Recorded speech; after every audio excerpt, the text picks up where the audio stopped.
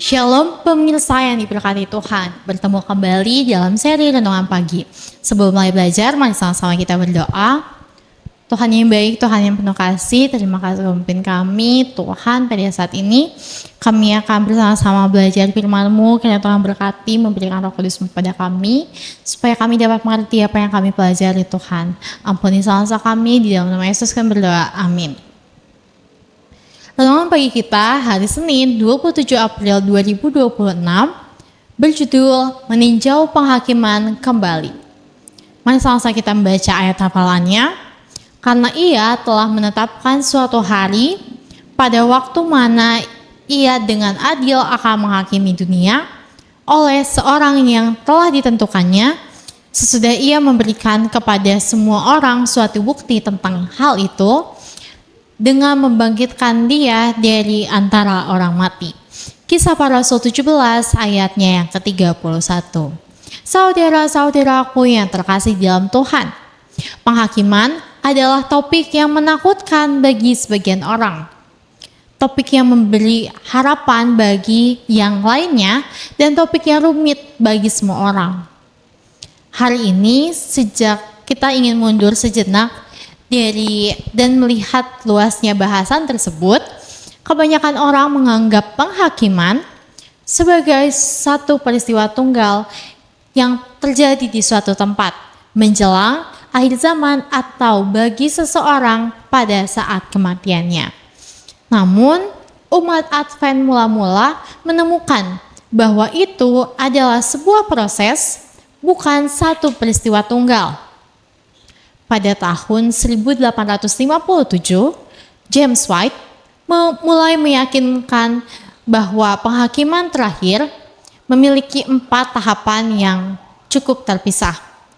Tahap pertama yang ia lihat adalah pra-advent atau pemeriksaan dalam penghakiman terhadap mereka yang mengaku sebagai pengikut Tuhan.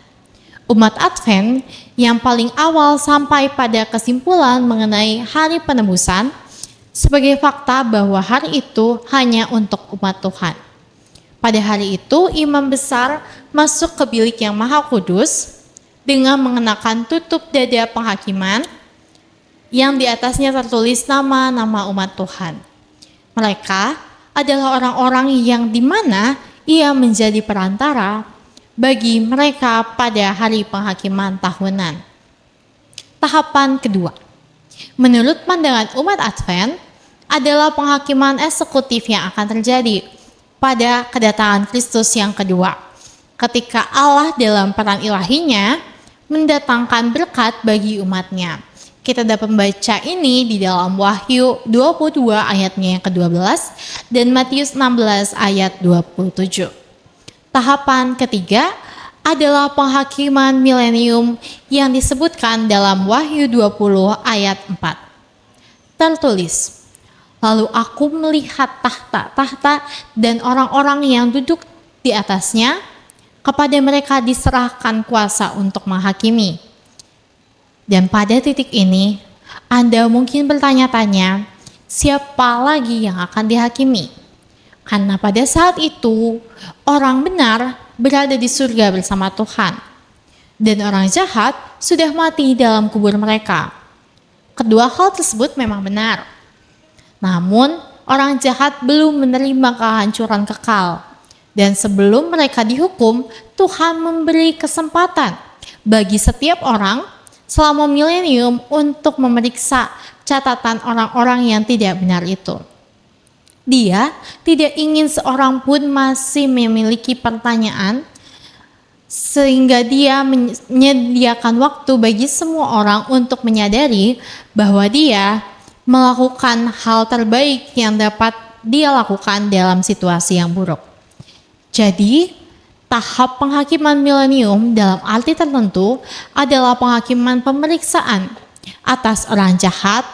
Dan lebih daripada itu, penghakiman ini merupakan penghakiman atas kebenaran Tuhan dan keadilan dalam keputusannya.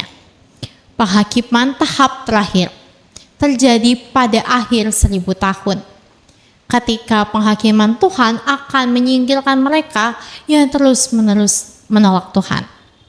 dan prinsip-prinsipnya. Wahyu 20 ayat 9, 12, dan sampai 15. Tahap terakhir itu bukanlah tahap yang membahagiakan, tetapi Tuhan tidak memiliki pilihan karena jika tidak, maka kehendak manusialah yang dipaksakan terhadap Tuhan.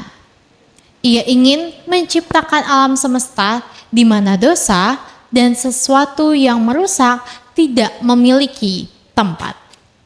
Tuhan memberkati. Mari sama-sama kita berdoa. Tuhan yang baik, Tuhan yang penuh kasih, terima kasih Kau pimpin kami.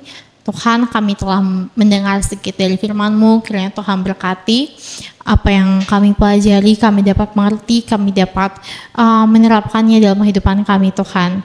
Tuhan, ajarlah kami untuk semakin dekat kepadamu di setiap harinya, Tuhan. Tuhan memberkati pemirsa yang belajar bersama-sama dengan kami.